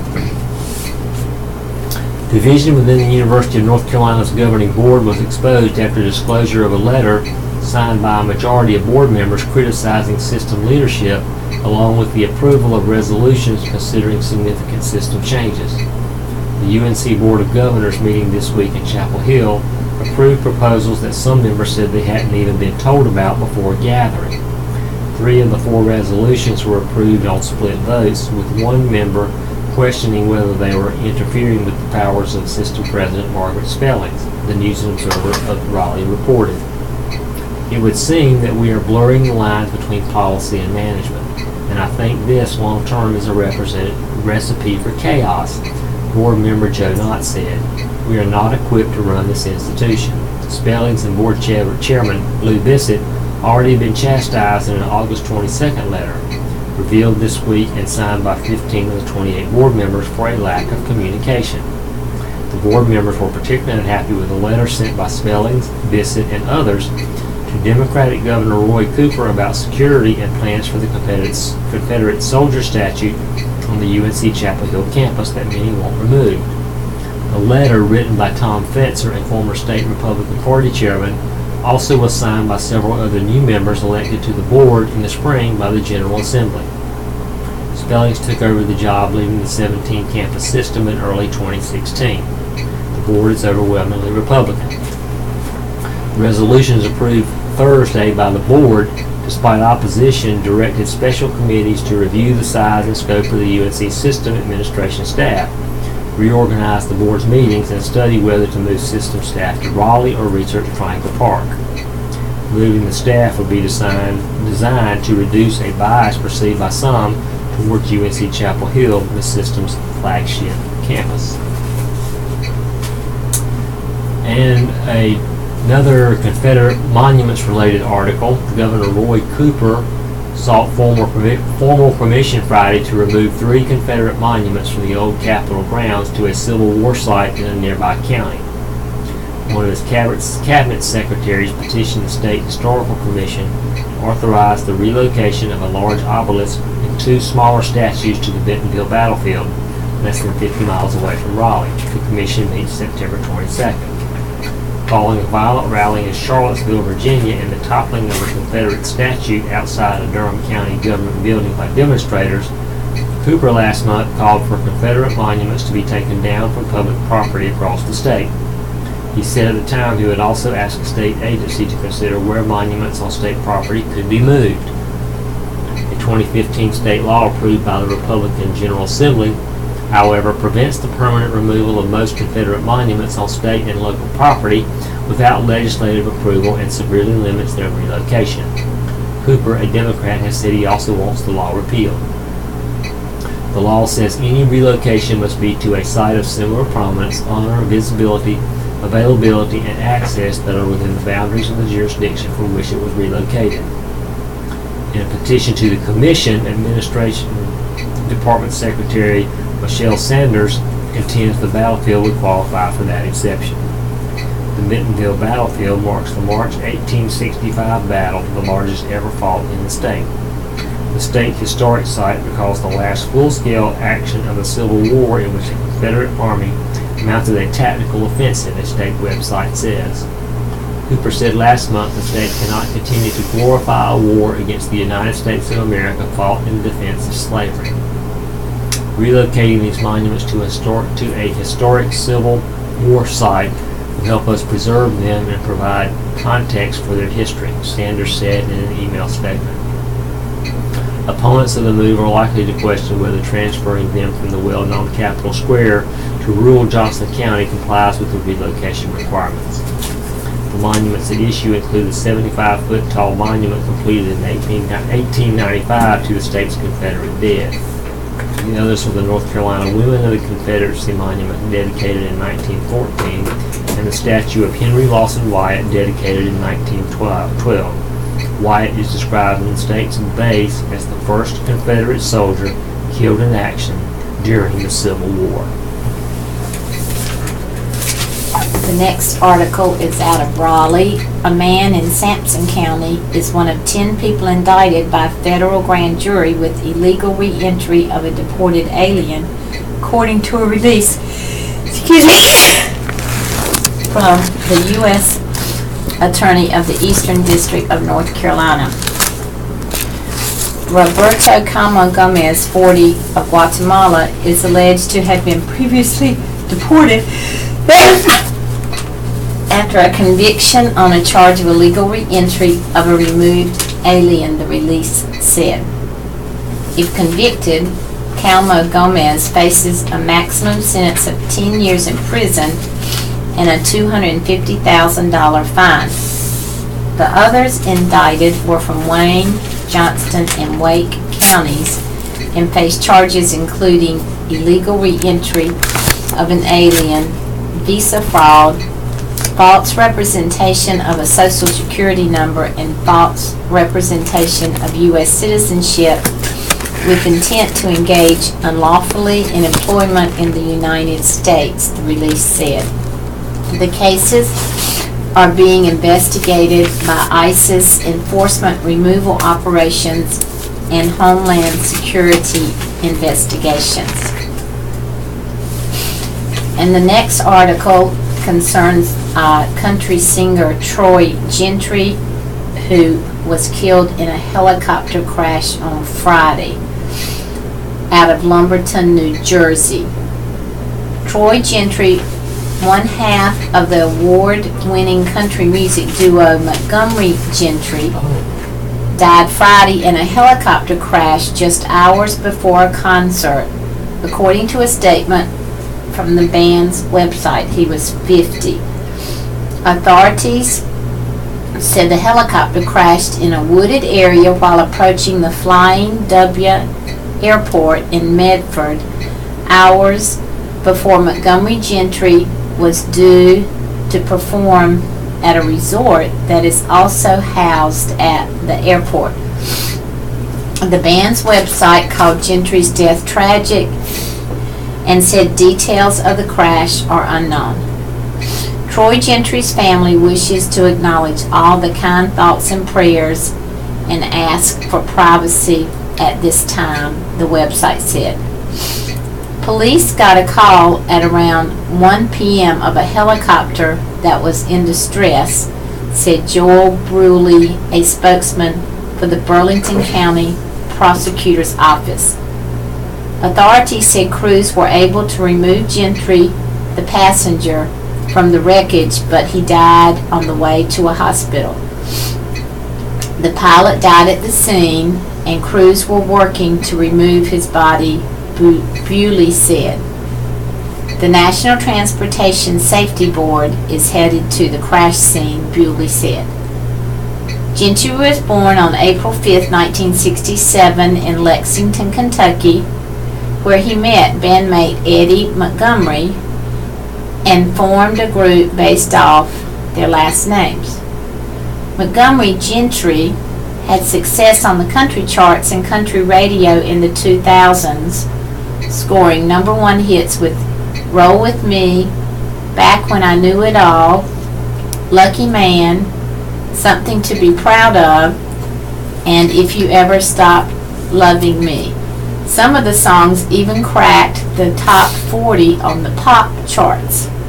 The band mixed country music with southern rock. It was inducted in the Grand Ole Opry in 2009. The group released their debut album, Tattoos and Scars, in 1999. And one article from the People section about one of the Fox News hosts, this is out of New York, Fox News host Eric Bolling has left the network, which is canceling his news program, The Specialist. The network suspended Bolling in August as it investigated a report of alleged allegations that he sent lewd photos to his co-workers. Fox said in a statement Friday that Bolling and the network agreed to part ways amicably. HuffPost reported in August, citing unidentified people, that Bolling had sent a lewd photo to at least 3 female colleagues. Bolling then sued the reporter for defamation for $50 million. And also out of New York, Rush Limbaugh, who has suggested that the panic caused by approaching hurricanes actually benefits retailers, the media, and climate change activists, abandoned his South Florida studio ahead of Hurricane Irma. On his show Thursday from his facility in Palm Beach, the conservative radio host said airing his show Friday would be problematic and legally impossible. Limbaugh said his show would be back on the air next week from parts unknown. Mark Stein filled in for Limbaugh on Friday, and that is from the Associated Press. We're at the bottom of our second hour now. It's almost 11:30. This is the radio reading service. We're reading today's edition of the Fayetteville Observer here from Fayetteville State University using the signal of the UNC Chapel Hill system. We are a nonprofit agency. Hope you will always consider sending your donations in to help us continue our work. We'll continue now with the reading of the today's Fayetteville Observer. Your readers today are Stuart and Beth Walters, and we're glad to be with you for this last half hour. This next article comes from about the Colonial Pipeline.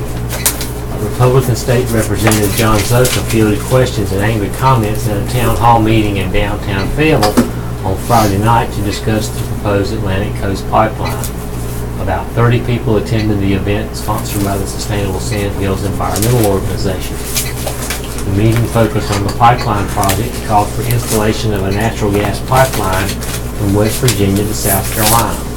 The 600-mile pipeline route includes about 186 miles of a 36-inch transmission line that will traverse North Carolina on a path that brings it through eastern Cumberland County, northeast Sampson County, and will end in Robinson County. The cost is estimated at $5 billion. The project was proposed by Atlantic Coast Pipeline, Dominion Transmission, Duke Energy, Piedmont Natural Gas, and Southern Gas Company. Those opposed to the pipeline maintain that it is potentially dangerous and hazardous to the environment and some species of insects, and think officials should pursue renewable energy sources such as solar and wind power.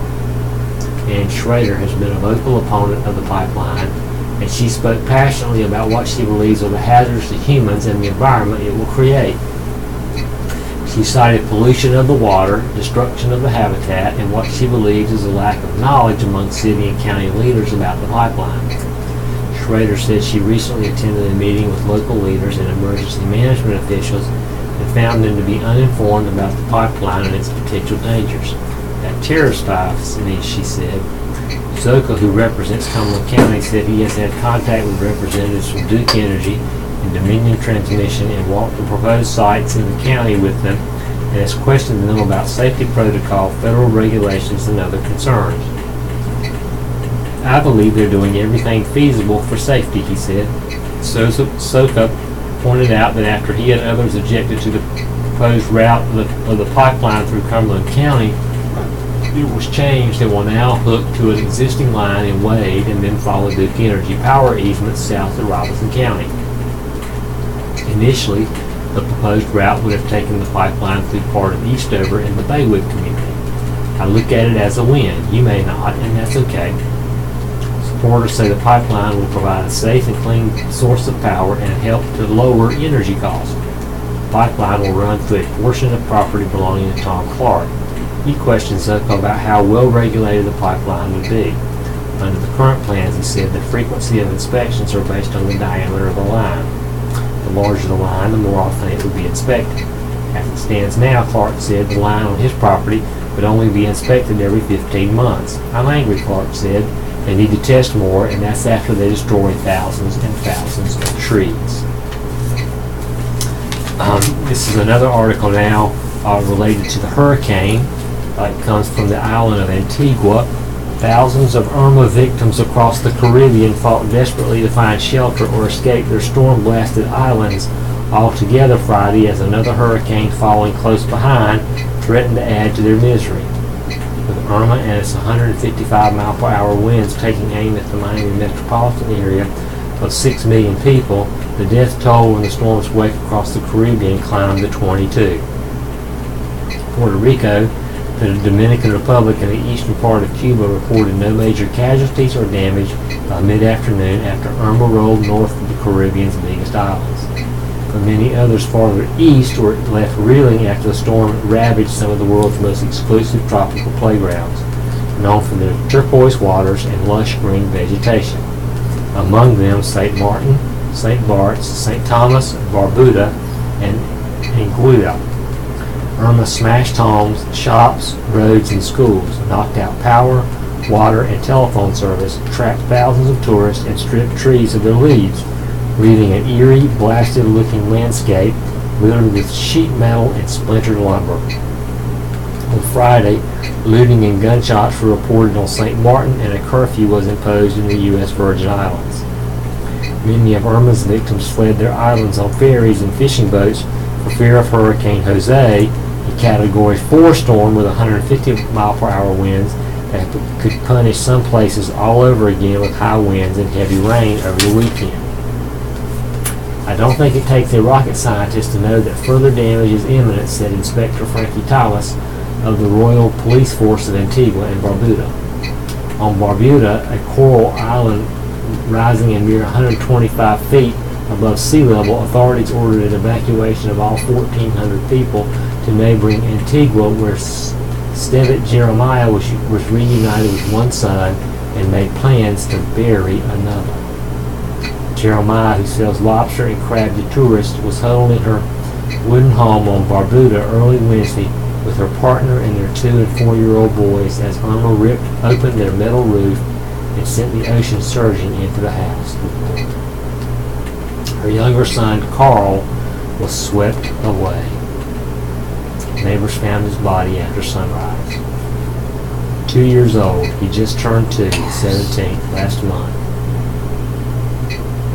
Her first task, she said, would be to organize his funeral. That's all I can say. There's nothing else I can do. The dead included 11 on St. Martin and St. Bart's, 4 in the U.S. Virgin Islands, 4 in the British Virgin Islands, and 1 each in Anguilla and Barbuda. Also, a 16-year-old junior professional surfer drowned in Barbados on Tuesday while surfing large swells generated by an approaching Irma. Many victims picked through the rubble of what had once been Caribbean dream getaway homes. On St. Thomas in the U.S. Virgin Islands, power lines and towers were toppled, a water and sewage treatment plant was heavily damaged, and the harbor was in ruins, along with hundreds of homes and dozens of businesses. Opera singer Laura Strickling and her husband Taylor moved to St. Thomas 3 years ago from Washington so he could take a job as a lawyer. They rented a top-floor apartment with a stunning view of the turquoise water on Megan's Bay, which is surrounded by low hills covered by trees. Strickland huddled with her husband and their year-old daughter in a basement apartment along with another family as the storm raged for 12 hours. The noise was just deafening. It was so loud we thought the roof was gone. The windows were boarded up, so it was hot, and we had no AC and no power. She said she and the 3 other adults were terrified but keeping it together for the babies. Strickland, who used to visit her husband in Afghanistan when he worked there, added, "I've had to sit through a Taliban gunfight, and this was scarier." When they emerged, they found their apartment was unscathed and the trees had no leaves. They're obviously worried at the thought of having to do it all again with Hurricane Jose. It's a little, well, it's not good, she said, her voice trailing off. Irma threatened to push its way northward from one end of Florida to the other beginning Sunday morning in what many feared to be the long-dreaded catastrophic visit. Across Florida and Georgia, about 1.4 million people were ordered to leave their homes, clogging interstates as far away as Atlanta. At the same time, more than 1,000 miles to the east, authorities commanded a ferry from Montserrat with room for 350 and began moving people from Barbuda to the larger island of Antigua. The owners of several fishing boats also volunteered to help. Thomas, the Royal Police Inspector, said few structures were left standing in Barbuda, and even those that were not destroyed had some damage. On St. Martin, which is divided between Dutch and French control, cafes and shops were swamped, and the storm left gnarled black branches denuded of leaves. Battered cars, corrugated metal, plywood, wrought iron, and other debris covered street after streets. Roofs were torn off of numerous houses. The next article is a local story by Chick Jacobs, The Greek Fest, Food, Music, and Culture. It looks like a delightful week in Athens, Greece, with a high in the upper 80s. The only place where a weekend of Greek culture might be nicer is Fayetteville. With pleasant temperatures and a cool breeze, why go to the expense of a plane ticket to enjoy all things Greek? For this weekend, Haymount Hill might as well be Mount Olympus. It's a delightful celebration of food, music, dancing, and faith that draws thousands to the Hellenic Center on Oak Ridge Avenue at St. Constantine and Helen Greek Orthodox Church. The 3-day event runs through Sunday. Part homecoming, part welcome, and quite a bit exotic adventure. The festival was originally designed to give people a window, was originally designed as a window to give people in Fayetteville a peek at the thriving culture of the Greek community. It has now become one of the can't-miss events of late summer for visitors interested in learning more about Greek culture. For visitors, that culture begins with food. A wide array of typical Greek dishes will be prepared at various prices. For those preferring baked goodies, the traditional Greek pastry shop, operated by the church women, offers pastries including leucomades or Greek donuts. Drinks include soft drinks and stout Greek coffee, served in a traditional caffino shop. Those who would like to learn to cook Greek food, not just eat it, can attend cooking classes Saturday afternoon. A bakaliko or grocery shop will be open to allow would-be cooks fresh Greek ingredients. The festival includes musicians and dancers performing throughout the weekend. The event charges only for food, drinks, and gifts, with proceeds benefiting several community charities. Greek Fest raffle tickets are available for $5 each, or 5 for $20.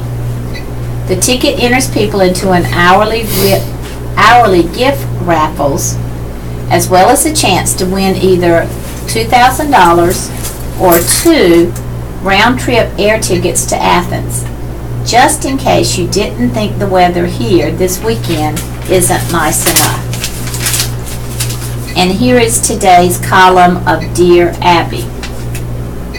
Dear Abby, my boyfriend and I go away once a year and leave our 2 toddlers with family. This year, their aunt couldn't watch them, so we asked his cousin Renee, who we have always liked, to watch them. She agreed, and we paid her $150 for the weekend. We also bought food she liked and stocked the cupboard with foods the kids eat. We knew Renee was having difficulty because her husband just lost his job, and they are about to be homeless, not because of his job loss. We explained the kid's routine and left. When we got back, she yelled at us for taking longer than expected to get home due to circumstances out of our control and stormed out. We realized after she left that almost all the food we had brought for her and our kids was unopened. The pack of diapers was also left unopened, and a lot of the clothes were stiff from urine. The next day, when his dad gave him his breakfast, our 2-year-old started wailing and ate twice as much as normal. We are at a loss as to why Renee neglected our kids, since she always seemed like a great mom to her own. My boyfriend is extremely angry and struggling with guilt. I just want to tell his cousin off and never speak to her again. Your thoughts? Signed, Furious Out West. Dear Furious, I don't blame you and your boyfriend for feeling as you do, but I don't think telling his cousin off and never speaking to her again would get you the answers you deserve. There must be a reason why your children's needs were neglected. You say her children seem to be fine. Before writing her off, take a closer look at her children, because this may be how they are being treated too, and if that's the case, the family and possibly Child Protective Services should be made aware of it. And an article out of Belvidere, North Carolina. A medical helicopter crashed Friday, killing 4 people, the State Highway Patrol said. The Duke Life Flight helicopter went down about 11:45 a.m. near the town of Belvidere, close to the Virginia border. Patrol spokesman Master Trooper Christopher Knox said. Knox said it's not known where the helicopter was headed when it went down, and authorities have no idea what caused the crash. The Duke Life Flight webpage says its helicopters usually have 2 critical care providers and a pilot on board and can only carry 1 patient at a time. Knox said the Federal Aviation Administration has been notified and state troopers were on scene to secure the site. FAA spokeswoman Kathleen Bergen said the National Transportation Safety Board will be in charge of the investigation into the crash and will determine the cause. Let's look at an article having to do with the very large information breach at Equifax. There's nowhere around it. The news from credit reporting company Equifax that 143 million Americans had their information exposed is extremely serious. Crucial pieces of personal data that criminals could use to commit identity theft, like social security numbers, birth dates, address histories, legal names, were all obtained. That's information that cannot change, and once the data is out there, it's basically out there forever. Crown jewels of personal information were exposed to have potentially stolen, said John Olsheimer, an independent credit consultant who previously worked at Equifax.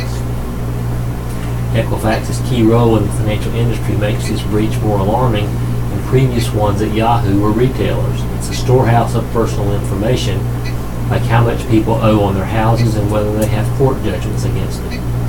Lenders rely on the information collected by Big 3 credit bureaus, Equifax, TransUnion, and Experian, to help them decide whether to approve financing for homes, cars, and credit cards.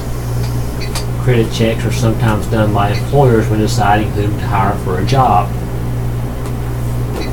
Atlanta-based Equifax said Thursday that criminals exploited a U.S. website application to access the files between mid-May and July of this year. It discovered the hack July 29th, but waited until Thursday to warn customers. Beyond the usual steps of checking credit reports regularly and watching for abnormal transactions on your accounts, it may be time to take more extreme measures to lock down your information. The strongest possible option a person can take immediately is placing what's known as a credit freeze on their files with the major credit bureaus. That locks down a person's information, making it impossible to open new accounts and bank cards in their name. Taking that option also locks you out from opening new accounts. It can also come with a fee with each of the bureaus depending on which state you live in. The credit freeze is the nuclear option of credit protection, but in the wake of a breach this big, it's worth considering, said Matt Schultz, an analyst with creditcards.com. Consumers will need to be more careful about checking their credit reports. U.S. law gives every American the right to get those files for free once a year from the three bureaus. While many websites market access to your credit reports, the official one is annualcreditreport.com. It's best to spread those requests out over a year and do one every 4 months, experts say, and expect to check this information not just in the immediate future but for the long term, potentially years. Bad guys can be very patient with data. This should be a wake-up call to be even more diligent with your information, Schultz said. Olsheimer says an option consumers should consider is setting up fraud alerts on your files. That would require creditors to contact you directly, usually by phone, for approval before allowing your account to be opened.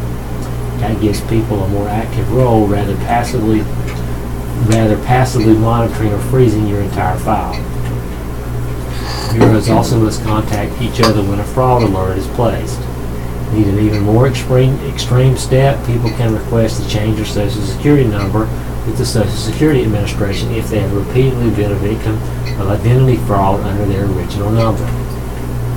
Equifax has a website where people can check if their information may have been stolen.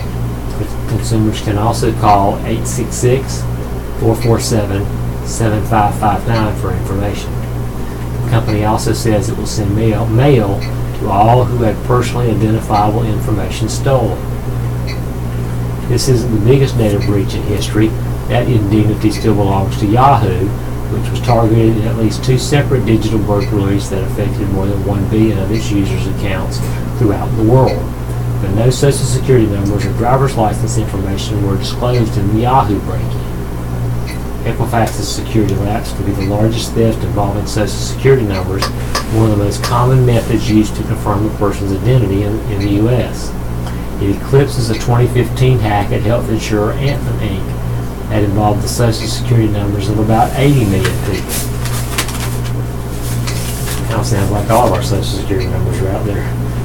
Any data breach threatens to tarnish a company's reputation, but is especially mortifying for Equifax, whose entire business revolves around being a secure storehouse and providing a clear financial profile of consumers that lenders and other businesses can trust. And a security expert said the website created Equifax to help customers find out if their information was stolen and raises its own security questions. The site looks like the kind set up by attackers to trick people into disclosing information, says Georgia Weidman, founder and chief technology officer for security firm Shavira. It's teaching people entirely the wrong things about using the internet securely. She said she's also troubled by Equifax's approach to security generally, including reports that it didn't respond to basic scripting bugs it was warned about last year. In addition to the personal information, Equifax said the credit card numbers for about 209,000 U.S. consumers were also taken, as were certain dispute documents containing personal information for approximately 182,000 people in the U.S. What a mess. Let's look at a couple articles from the sports page now. Articles of interest. A month ago, the Dallas Cowboys figured to be without star running back Ezekiel Elliott for the opener, while facing the New York Giants and dynamic receiver Odell Beckham Jr. Now Beckham is the one in doubt. Elliott, the NFL rushing leader last season as a rookie, was already cleared to play in the opener Sunday night, and on Friday, a U.S. District Judge, Amos Mazant, blocked his 6-game suspension over a domestic violence case. It's uncertain whether an NFL appeal can get the suspension reinstated this season. Beckham hasn't practiced since spraining his left ankle in a preseason game against Cleveland on August 21st, and that included all the preparations during game week. So Eli Manning could be without his top receiver for his 200th consecutive start, but will have a new one, 6-time Pro Bowler Brandon Marshall, who signed as a free agent. The Giants are trying to win their 4th straight against the Cowboys after sweeping the NFC East champions last year. Elliott was suspended by Commissioner Roger Goodell on August 11th after the NFL concluded he had several physical confrontations with Tiffany Thompson, his girlfriend, at the time. Prosecutors didn't pursue a case. On Friday, Mazant agreed with the players' union lawyers that Elliott didn't receive a fundamentally fair hearing in his appeal, and he granted the NFL Players Association request for a temporary restraining order and preliminary injunction blocking the league's punishment. This is kind of a sad article here coming out of the game, the opening NFL game Thursday night. Because one of the biggest season opening wins in Chiefs history came at the expense of their all-pro safety. Eric Berry ruptured his left Achilles tendon in the 4th quarter of Thursday night's 42-27 victory over the Super Bowl champion New England Patriots, not only ending his season, but leaving the Chiefs without one of the most visible and vocal leaders on their defense. Berry was hurt while covering Patriots tight end Rob Gronkowski on a passing route. He hobbled at the end of the play and promptly sat on the turf, where the team's training staff began examining him. Berry did not appear to be in obvious discomfort, but it took a cart to remove him from the field. Berry was coming off arguably his best year in 2016. He made 77 tackles, picked off 4 passes, and returned 2 for touchdowns.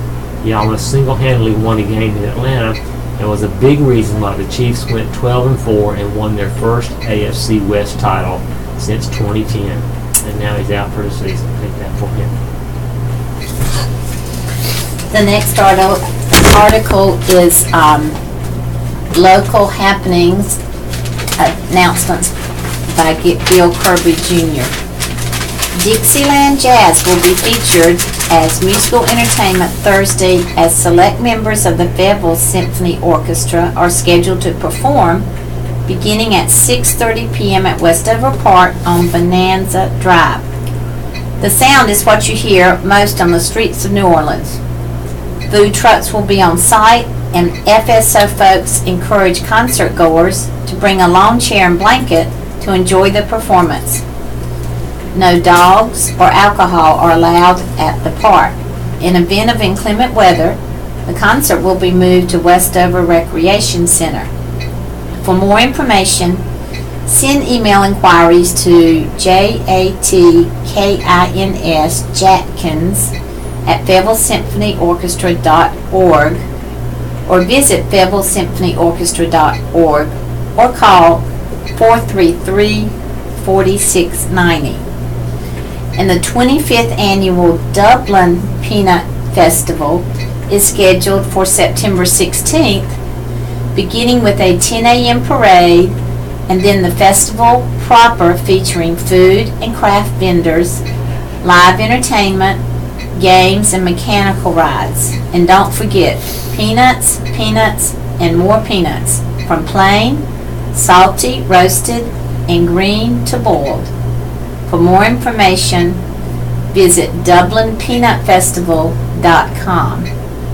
School teachers might want to keep in mind that they have an opportunity to earn a $2,500 Bright Ideas grant from South River Electric Membership Corporation to assist with classroom funding for the 2017-2018 academic year.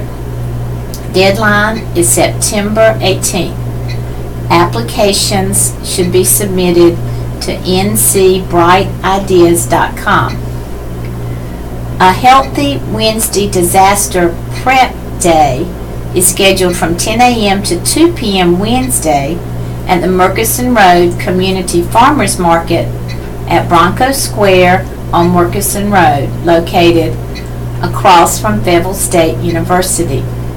The American Red Cross Fayetteville, Fayetteville Fire Department, and Fayetteville Public Works Commission will distribute information and items to prepare the public for a natural and/or man-made disaster, according to a news release.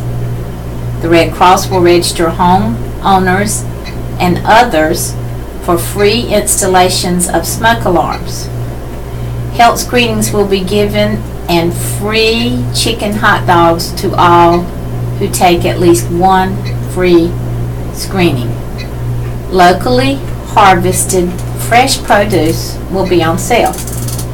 For more information, send email inquiries to dfbennett, that's B-E-N-N-E-T-T, Bennett Jr. @gmail.com. And don't forget, a 9/11 Remembrance Ceremony is scheduled for 8:30 a.m. Monday at the Border Belt Museum in Fairmont, where first responders will be honored. For more information, call 910-740-0277, and there are support groups scheduled coming next for our local community. The Tia Hart Community Recovery Program is 7 to 8 p.m.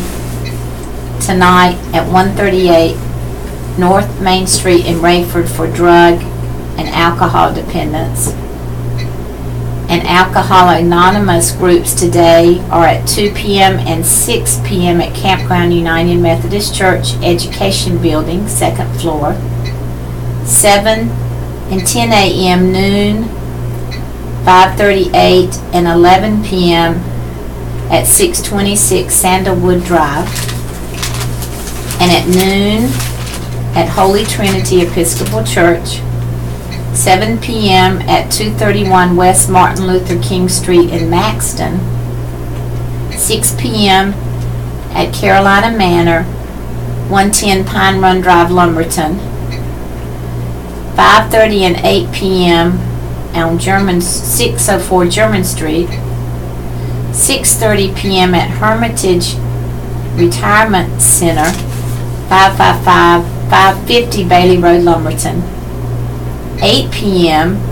at 333 Holly Lane, 8 p.m. tonight at Burnt Swamp Baptist Association, 4050 Prospect Road in Pembroke, 8 p.m. at Calvary Baptist Church. And hotlines are 678 or 8733 or 678 8002. And Al-Anon meeting is at 8 p.m. at Quartermaster and Logistics at Fort Bragg. And Narcotics Anonymous is various meeting times and locations. And to find those meetings, call 866-418-9500. And then for single mothers outreach today from 4:30 to 6:30 p.m. at Destiny Now World Outreach Center, 2569 Owen Drive, free child care with RSVP for ages 2 to 12, and that phone number is 920-7090. Okay, we're coming to the end of our time together today. Remember, today's also a great day of college football for all you Tar Heel fans. Carolina's game will be kicking off here in just a couple of minutes on ESPN, so we'll all want to be turned in for that big game they have in Louisville today. And then Northwestern and Duke also play at noon. And then Wake Forest plays at 1 o'clock. NC State plays tonight at 6. This does conclude our reading of the Fayetteville Observer. Your readers today have been Beth and Stuart Walters. For the radio listeners, we'll probably be able to pick up more programming from the Raleigh Network now that we're concluding the Fayetteville Observer reading. We've enjoyed being with y'all today. God bless you, and y'all have a wonderful day. Thank you.